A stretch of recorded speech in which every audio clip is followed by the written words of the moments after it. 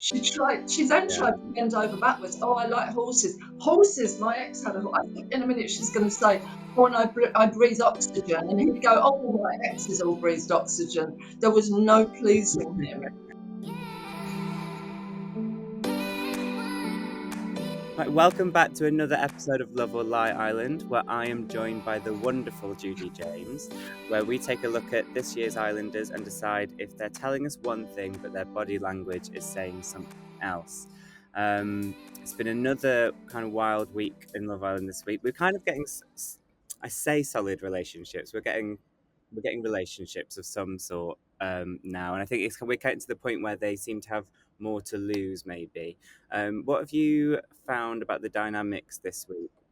Yeah, I mean, I think they've got a revolving door on the island now, haven't they? Because clearly, the minute anybody is underperforming, they seem to be out, and then these new people come in. And I find it interesting, and you're absolutely right with the relationships.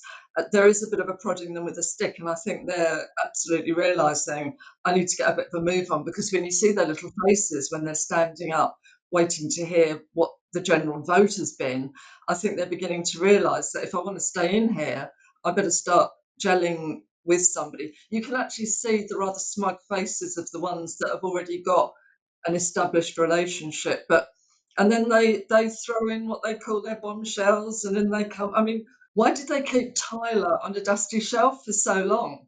I mean, he looks like ideal Love Island love material. So yes, it'd be interesting to see that somebody that they genuinely can perhaps fancy, perhaps a relationship with is now in there. Hopefully. I mean, he's a godsend already, isn't he? Just one episode in. I know. I mean, even just his entrance when he walked in, he looked so pleased to be there, didn't he? And smiling, and I mean, obviously with the sort of hair flicky going on beside him. But I just thought, yeah, he looks like, and one should never judge, but he looks like he could be a good guy. Not too narcissistic, I thought as well. I'm sure he'll prove me wrong, but at the moment, not. We finally saw someone put a smile on Kaz's face, and yeah, I have high hopes for Tyler, and I think we're all rooting for Kaz. But she's had a really tough week. Should we take a look? I didn't pie Kaz. That's hard. I didn't pie really? Kaz. Oh, okay. I didn't pie you, Kaz. You did lie to me, and then I lied. Yeah, when did I lie? Yeah, in bed when you was like, and then when I was like, "Is there anything else you have to say?" You were like, "No, no," and then the next day you were like, "Oh yeah, we're kissing the terrorist." That was a lie. Is that a lie? It was a lie. He was disrespectful, a little bit. Disrespectful. I don't think it was. You don't think you are? So this came off the back of the snog, marry, pie challenge, when we saw all the boys kind of pick Kaz as the girl that they would either snog or marry because their girlfriends wouldn't mind. And this, I thought his approach to this just kind of summed that up. It was so casual and kind of so dismissive of her feelings and her humanity, almost, really. What did you make of it? You're absolutely right. I think they actually thought they were complimenting her.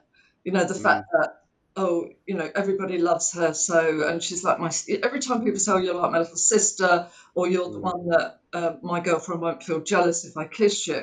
It's another insult, another insult. You know, it's like, you're not sexy, you're not that attractive, you're the one that everybody likes, but nobody fancies. And it's so far from the truth, because I would say she's, if not the most attractive girl in there, certainly up there with one of them. But that must have hurt. And I think the thing with Kaz, of all of the girls in there, probably, she's the one that most hides her feelings with something like that. And we saw that when Toby kind of dumped her for Chloe. She put on the brave face. I'm a big fan of that. I mean, she just wouldn't let him see that he'd hurt her. And clearly that's been eaten away in his mind. And he went over, and instead of leaving her with a kind of respect, he went in and decided to prod and poke, to find out that, oh no, I really am a good guy, and you actually didn't mind, did you? I think he's aware that he's not doing very well at the moment. And it was like igniting the bonfire, and all of the emotions she'd been sitting on in a very good way, a very grown up way. He just kept prodding until they came out. And then he looked surprised that she'd actually been upset by the fact that she thought he'd lied, etc. He didn't know how to handle it once he'd unleashed it. I mean, he never does he? But do you think we've seen her kind of getting cooler and kind of better at kind of keeping that face, especially since the Toby incident? I think it'd be like 2 weeks ago, I think. I mean, it feels like months ago, but Yeah. I guess she's probably been doing that more and more every day.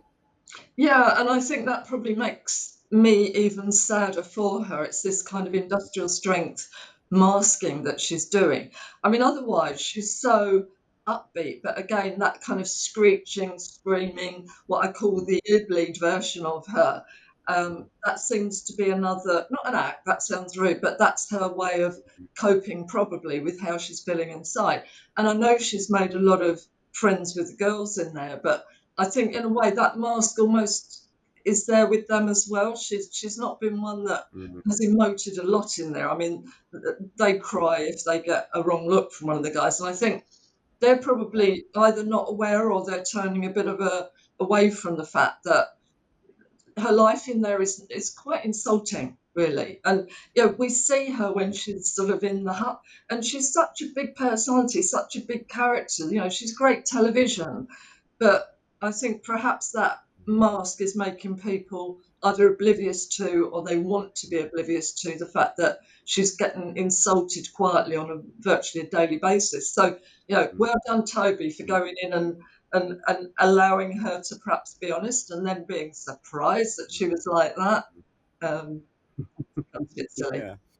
I'll tell you what, though, we didn't see it there, but Tyler last night, I thought that mask, Kaz's mask, completely slipped off, though, and you could really see her just kind of really throwing all her emotions at it, kind Yeah. of carefree, and that's so nice to watch from Kaz, I think.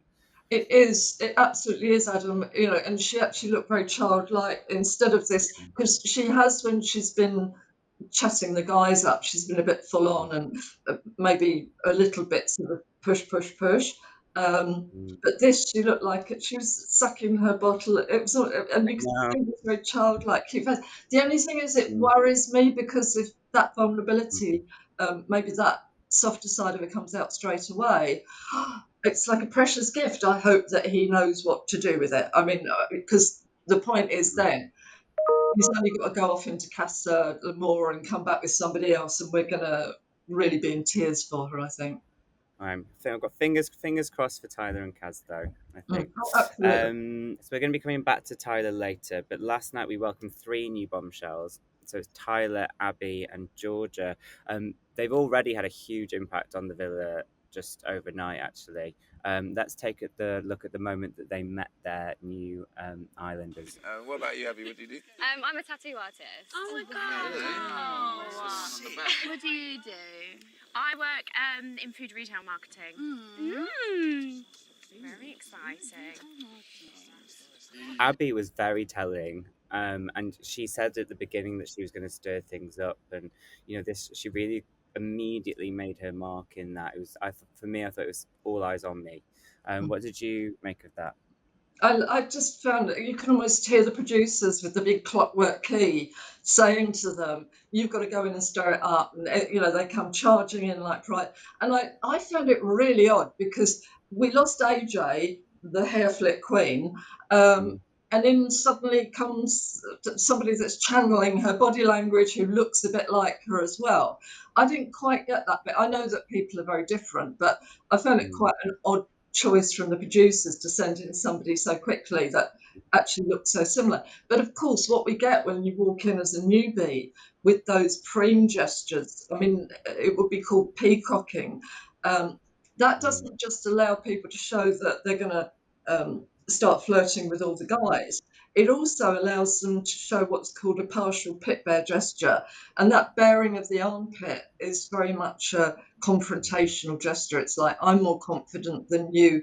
I'm perhaps got more power than you. So it would quietly affect the girls in particular on 2 different bases. However, that's why they all start moving in and start making friends and flattering them, because they don't want that kind of challenge at this point. So, yeah, quite confrontational on the way in. And it's strange, I thought, because her and George obviously came in together and they were sharing a bed together, and they seemed quite buddy.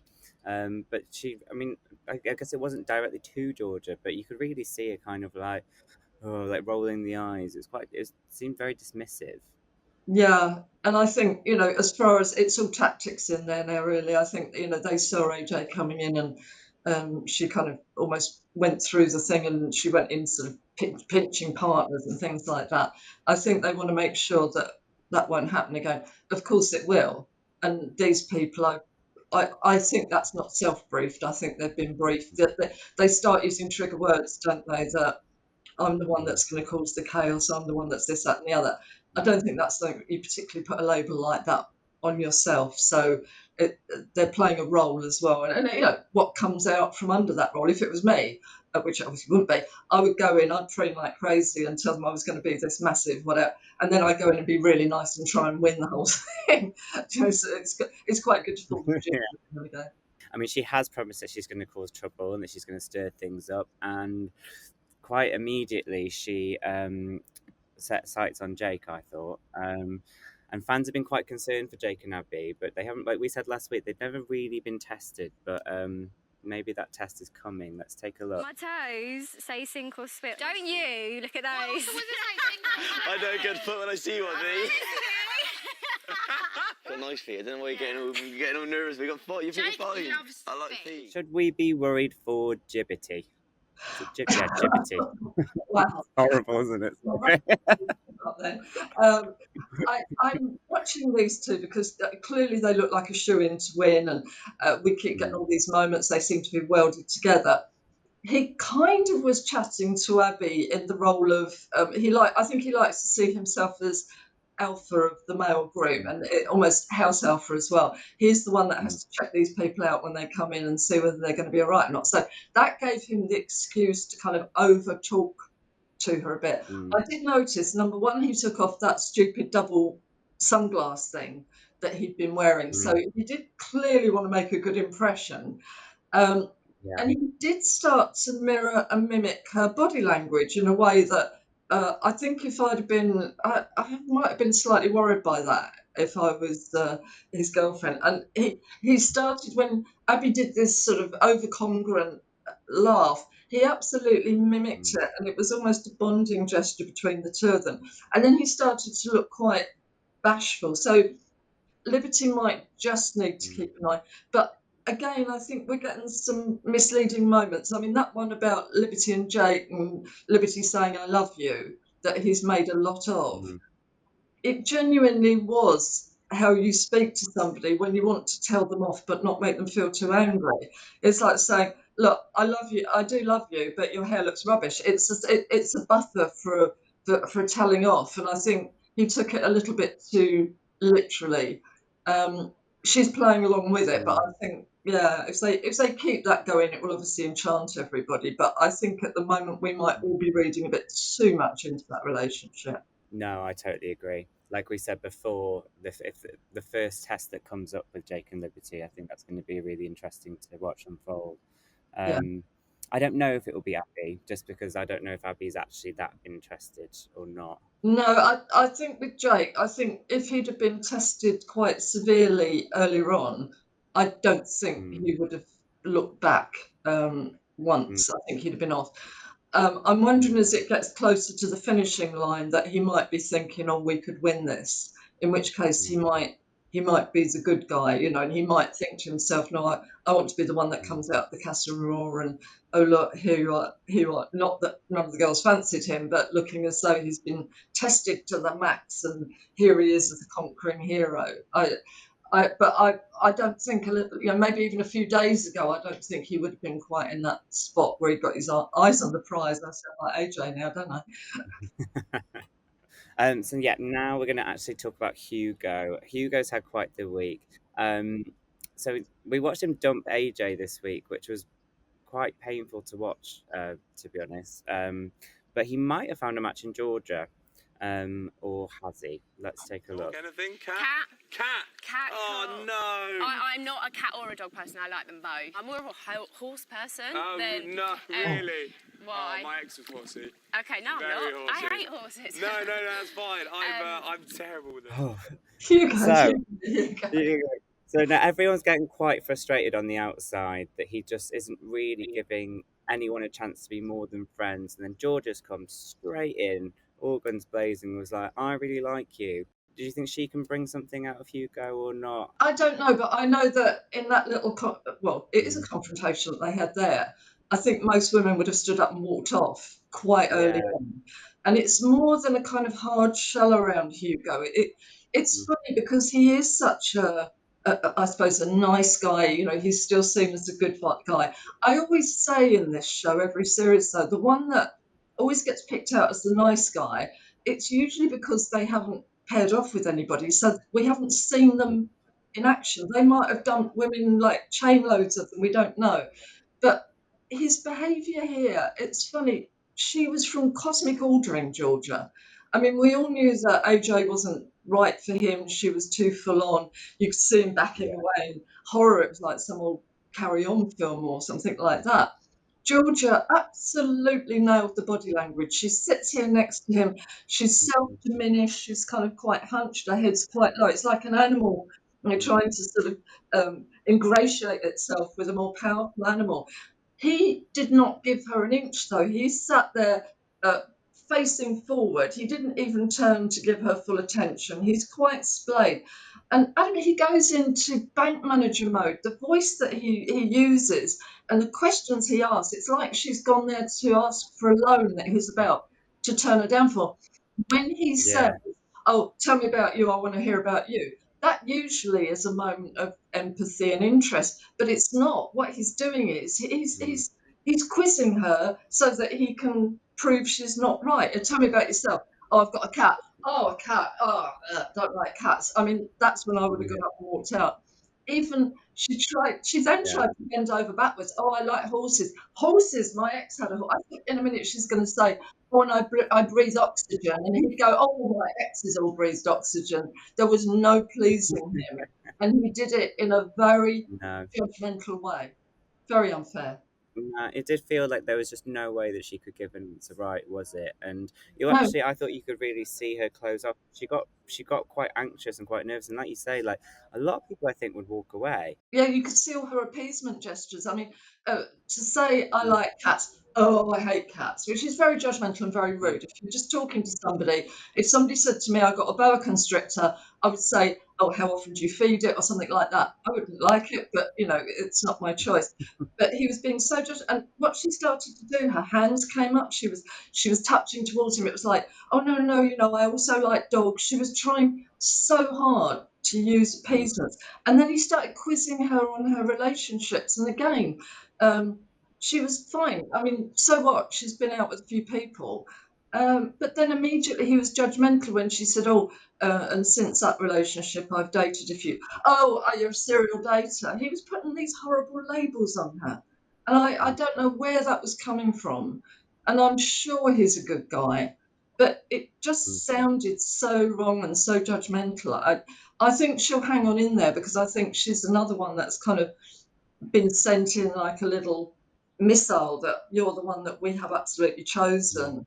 You know, they've even chosen somebody that has had very little work done because he said about he didn't like girls that were fake and everything like that. So, but I've got a feeling she's going to, unfortunately, go under the mower with him and be made to look like AJ did, a little bit desperate, maybe. I don't.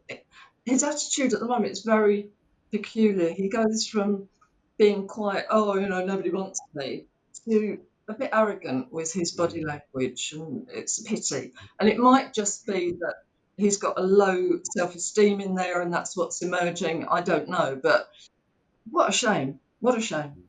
It is a shame. And he actually told the boys that he really liked how Georgia kind of came in there. He like away from Georgia, he seemed really interested in Georgia. And then as Yeah. soon as it happened, like you say, it was the pushback and the wouldn't really look at her from her perspective. What do those signals mean? Like, kind of, what would you get from those? Well, it did remind me a little bit of Danny. Do you remember when he came in with that mantra, treat them mean and keep them clean or something? And that was probably an extreme of that, which is a horrible mantra to have. I mean, it doesn't work apart from anything else, but it's not a nice thing to think about anyway. And I wonder, because he's been around the guys group and made so many strong relationships, Hugo, in the guys group, that maybe a little bit of their kind of cockiness has rubbed off on him a bit, and he thinks, right, if I look too desperate, I'll drive her away. And he's perhaps gone too far in the opposite direction. But it's even coming across in the vocal tone that he uses as well. So tell me about yourself, right? And it's very authoritative, and it probably comes from, I don't know, being a school teacher. I don't know, perhaps he's used it there, but he's an intelligent guy, and it's a shame if he can't work out that that's not a good technique. So it might be an over-congruent cover-up for a lack of confidence, but I will wait. I've got a big question mark on that, or it might be a genuine bit of arrogance. I don't know. Perhaps I'm probably on the outside, and we've said this before. He probably finds it incredibly easy to pull women, I would imagine. I mean, he's a good-looking guy, teacher, etc., and he might have found it very odd in there that he'd got too much of the wrong type of competition. But it's not. I don't mind what he wants to do, but it didn't look nice for Georgia. She seems like a nice woman that instead of saying, "Oh, getting up and just kicking him in the pool," which I think might have been absolutely suitable. She was trying so hard to please him. No, I think it's going to be interesting to see how long Georgia keeps working at it before she's just like, this is not going to make me happy in the Yeah. villa at all, I think. Yeah, I mean, the question is, will the other guys go charging in her direction? I don't think they will, because I think they know that Hugo deserves to have somebody, and B, she's probably not quite their type quite so much. I mean, we saw that moment, didn't we, which was toe curling, when they asked the new people what jobs they did, and being a tattoo parlor artist was way wonderful, absolute respect. But George's job, it was like you saw the tumbleweed go through. Everybody was like, not interesting. Yeah, no interest whatsoever. Clearly didn't understand it, didn't want to know. So I think they as well have got the feeling that she is in there as a gift to Hugo rather than somebody that everybody else might be interested in. Right, well, finally, we're going to take another look at Toby. We almost kind of overnight just either the beginning of the end of Toby and Chloe, or just the end of Chloe and Toby in kind of one big conversation. Let's take a look at that hug. It just seemed like you was being like evasive, but maybe it just doesn't come naturally to you because you're not being with a girl before. Is that like a fair comment? I don't know. I'm not really happy with that comment or the age comment. Come and give me a hug then. So yeah, everyone in the villa are looking at that. We're like, oh, are they hugging as friends and thing? And and I mean, there was no intimacy or chemistry there at all, was there? I mean, there wasn't to me. What did you make of that?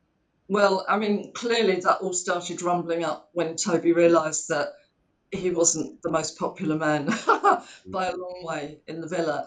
And I don't know whether he's now blaming in his mind Chloe.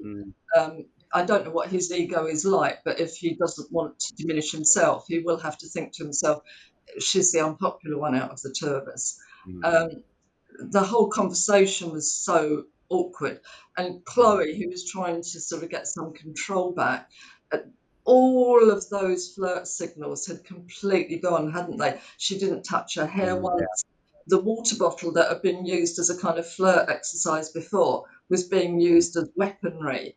Now, that's got to be a shock for that guy, because I doubt he'd even seen this side of Chloe before.